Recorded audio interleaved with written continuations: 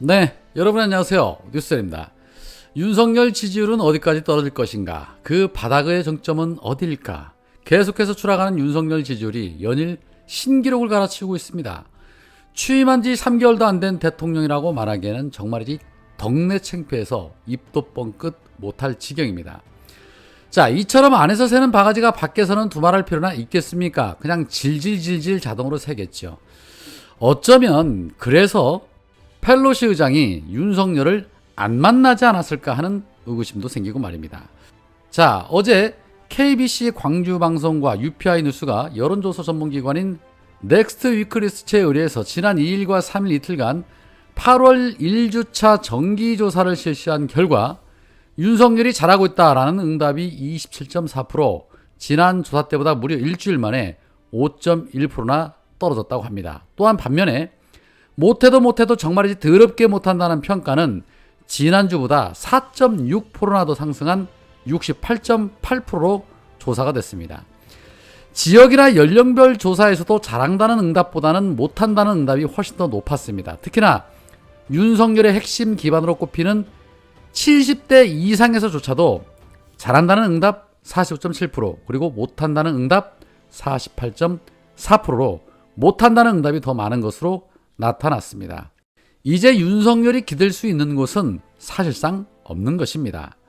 자, 30대에서는 잘한다가 14.9%대 잘 못한다 82.9%, 그리고 40대에서는 잘한다 17.9%, 못한다 80.6%, 30대 40대에서는 80% 이상이 윤석열이 너무 못한다는 평가를 하고 있어서 앞으로 윤석열 지지율이 반등하기는 사실상 틀렸다라고 판단이 됩니다.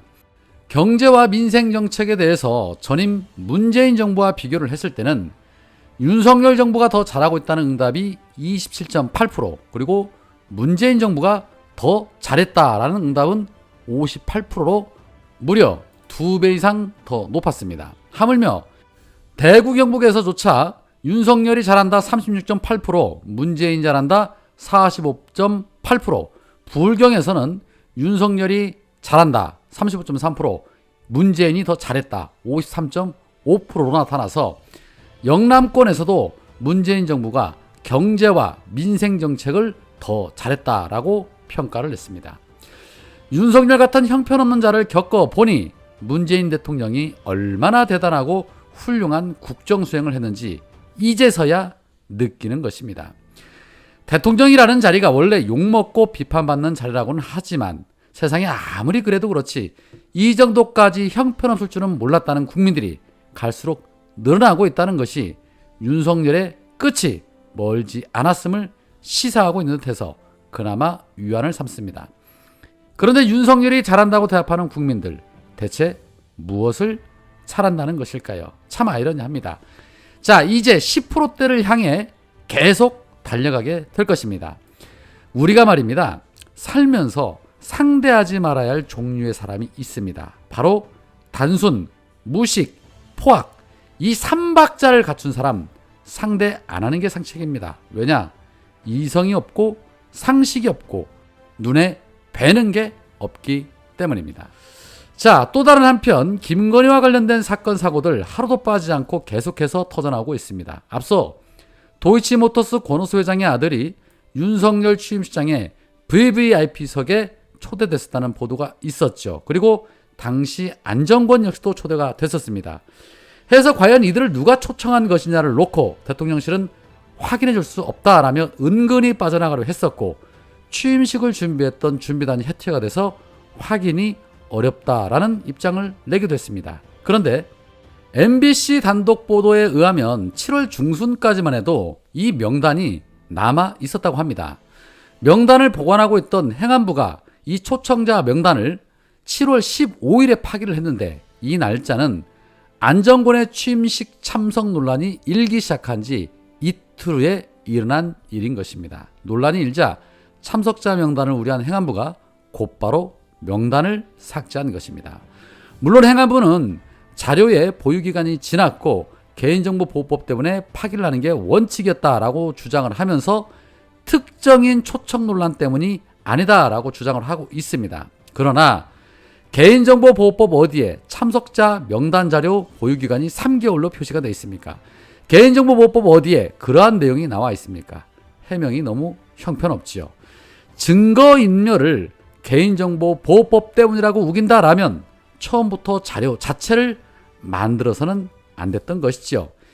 이제 저 문건 삭제를 지시한 사람이 누구인지를 찾는 것이 우선일 듯 합니다. 물론 그렇다고 해서 여기저기 싸지른 편들이 치워지지는 않을 것입니다.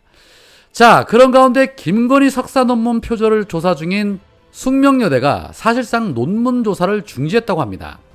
JTBC가 조사한 김건희의 논문 표절률이 42%라는 보도가 나간 뒤에 숙대는 조사에 착수를 했습니다. 이후에 지난 3월 예비조사에서 본조사가 필요하다는 결론이 나왔습니다. 그런데 어찌된 일인지 5개월이 지났지만 본조사를 의결하는 연구윤리진실성위원회도 열지 않았다고 합니다. 규정상 예비조사는 30일 이내 그리고 본조사는 90일 이내에 처리를 해야 하는데 이 둘의 중간 단계인 연구윤리진실성위원회의 경우에는 언제까지 열어야 한다는 조항이 없다라는 겁니다. 규정 공백을 악용한 전형적인 꼼수지요. 그런데 거기에 숙명여대 총장이 신속한 조사를 요청한 동문회에 보낸 공문에는 언론과 정치권에서 다양한 방법으로 논문 검증 절차에 압박을 가하고 있다는 내용이 들어있었습니다. 이 부분이 핵심입니다.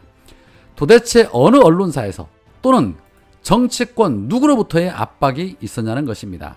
뭐 어느 것 하나 김건희와 관련된 의혹에 대해서는 시원하게 밝혀지는 것이 단 한 건도 없습니다. 국민대 박사 논문도 결국엔 표절이 아니라고 결론이 났지요. 물론 그런다고 그 진실이 묻힐 거라고 생각하면 큰 오산입니다. 그러면 그럴수록 국민들의 의구심은 더더욱 커질 것이고 결국에 눈덩이 같은 의혹이 어떤 결론을 만들어낼지는 이미 무수한 역사를 통해서 경험을 했습니다. 어제 우상호 의원이 TBS 라디오 신장식의 신장기업과의 인터뷰에서 이런 말을 했습니다. 대통령 부인을 누가 더 컨트롤할 수 있겠느냐? 비서실장이 못하면 대통령이 직접 단속을 해야 한다.